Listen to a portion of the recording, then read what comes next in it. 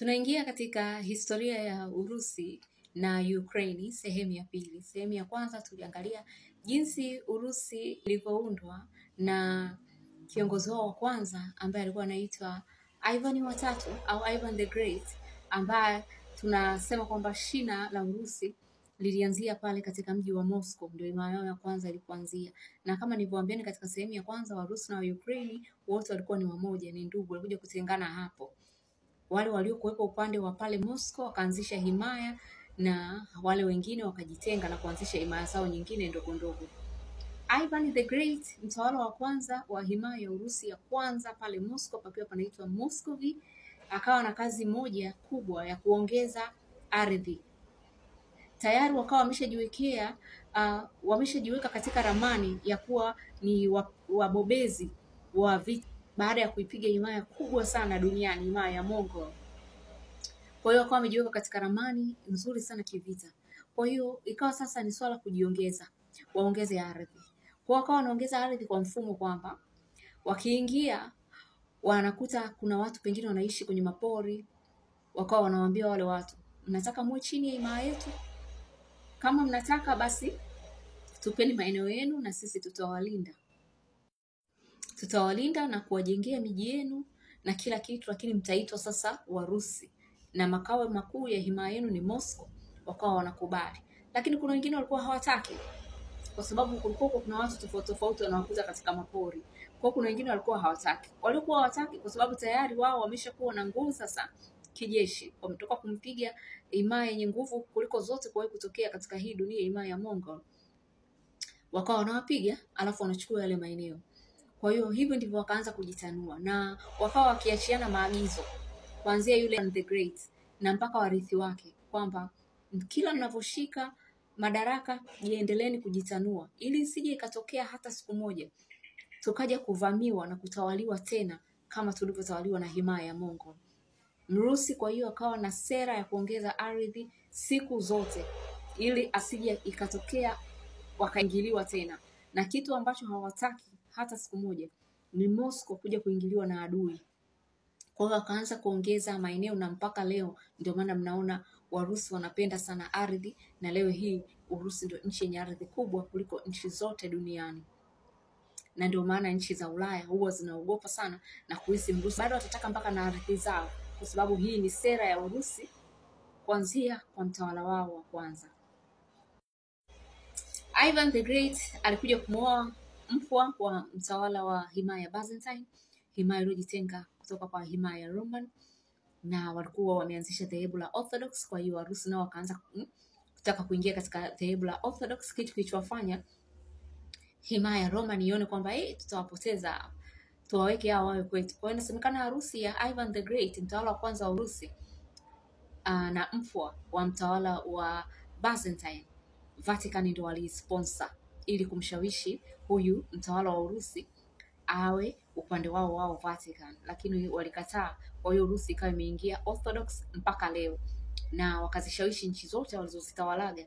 Kwa hiyo leo hii mataifa ya Ulaya Mashariki wananchi wake wengi ni Wakristo dhehebu la Orthodox, na hii ni moja ya vitu ambavyo vinafanyaga wananchi wengi wa Ulaya Mashariki waipende Urusi na wasizipende nchi za Ulaya Magharibi, kwa sababu Ulaya Magharibi wale wako kwenye madhehebu mengine kama Roman Catholic, Lutheran na Anglican.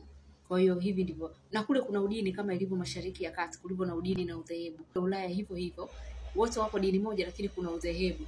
Mashariki na huko Magharibi wanagombanaga juu ya swala la Catholic pamoja na Orthodox.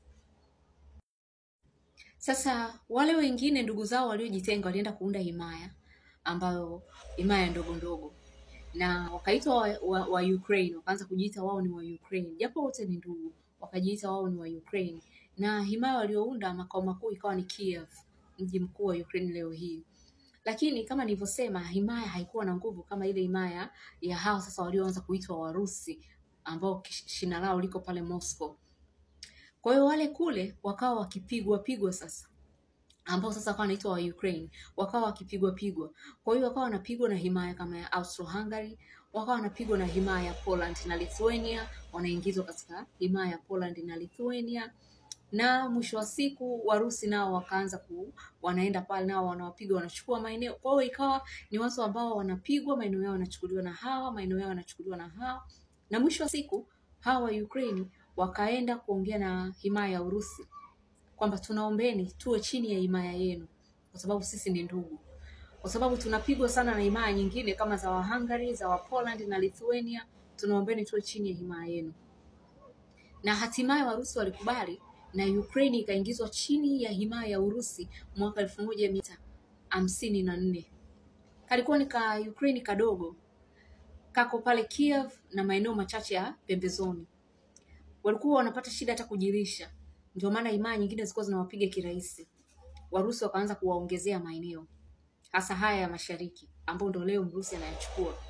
Miji kama Kherson, miji kama Odessa, miji kama Zaporizhia ni miji ambao Warusi, Crimea ni miji ambao Warusi waligundua wao, na kwa hiyo wakaanza kuwapa.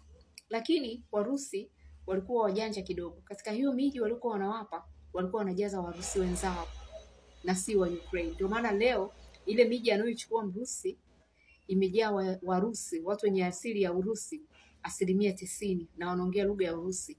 Kila kitu wao ni Warusi, kutokana na kwamba Warusi walikuwa wanajaza Warusi wenzao katika ile miji wanaowapa wa Ukraine. Ilikuwa ni miji yenye rutuba, walijenga miundombinu kule ya reli, viwanda, ambayo leo hii ndio ilikuwa inawapatia faida zaidi Ukraine. Ndio miji iliyokuwa inalisha Ukraine leo hii. Na sasa kwa hiyo ndio maana Mrusi anapoichukua ina maana anawapa hasara sana Ukraine, kwa sababu miji ambayo Ukraine anabaki nayo ni ile ya Ukraine original ya zamani, ambayo ilikuwa inawafanya wanashindwa kujilisha na kujihudumia mpaka wakawa wanapigwa. Ndio miji ambayo leo Mrusi anawaacha nayo wa Ukraine. Kwa hiyo ndio maana watu wanasema Mrusi anachukua miji yao ya zamani. Kwa hiyo Mrusi akawa anaongezea ardhi wale Ukraine. Kwa hiyo wakaenda hivyo, Ukraine ikiwa ndani ya himaya ya Urusi, wakarudi kuishi kama ndugu. Wakaishi hivyo, na hatimaye himaya ya Urusi ilikuja kudondoka mwaka 1917. Lakini hii himaya ya Urusi sasa iliyodondoka ilifanya mambo mengi sana, nisahau kusema, kuna mambo mengi sana walifanya. Na ilikuwa ni himaya sasa imekuja wale wakina Ivan washaondoka na wajukuu zake, ikaja himaya ya kina Romanov. Walianza kutawala kuanzia miaka 1600. Wow. Babu wa kwanza wa hii himaya kina Romanov alikuwa anaitwa Michael, na mjukuu wake alikuwa anaitwa Peter the Great. Aliingia pale miaka 1700 nafikiri. Alifanya mambo makubwa sana Peter the Great. Yeye ndio aliyejenga chuo kikubwa cha sayansi na kuifanya Urusi iwe ya kisayansi, ambao leo hii wamekuwa wakigundua vitu vingi sana duniani, kama wao kuwa wa kwanza kugundua satellite, wao kuwa wa kwanza kupeleka mtu nje ya dunia. Mambo mengi sana wanafanya. Teknolojia hii ilikuwa ni mizizi iliyoachwa na mtawala wao Peter the Great, na wakazidi kutanua ardhi zao na vitu kama hivyo. Hatimaye himaya ile ilidondoka mwaka 1917 ikiwa chini ya mfalme wao ambaye alikuwa anaitwa Nicholas wa pili. Nicholas wa pili alikuwa ni binamu wa mfalme wa Uingereza George wa 5, mtoto wa mama mkubwa na mama mdogo.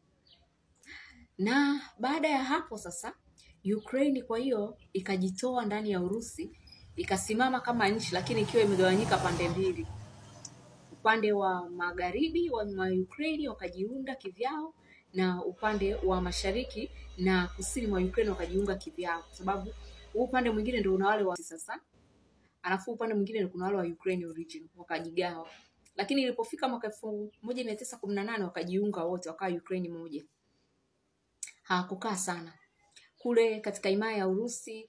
Urusi ilipodondoka kaunda serikali ya kikomunisti, Soviet ikaundwa. Soviet ikaichukua Ukraine ikaiingiza ndani ya umoja wa Soviet. Kwa hiyo Ukraine ikarudi tena mikononi mwa Warusi, na kwa hiyo wakaanza sasa kuishi tena hivyo kama walivyokuwa wakiishi hapo mwanzo. Na hii ndio sehemu ya pili.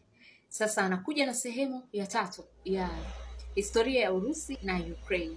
Usisahau kusubscribe ili uwe wa kwanza kupata sehemu ya tatu inapokuja, na uendelee kujua juu ya historia ya Warusi na Ukraine, na nitaendelea mpaka chanzo cha vita hii ambayo inarindima sasa hivi. Mimi ni Rachel Robin na hii ni Rachel Robin Online TV.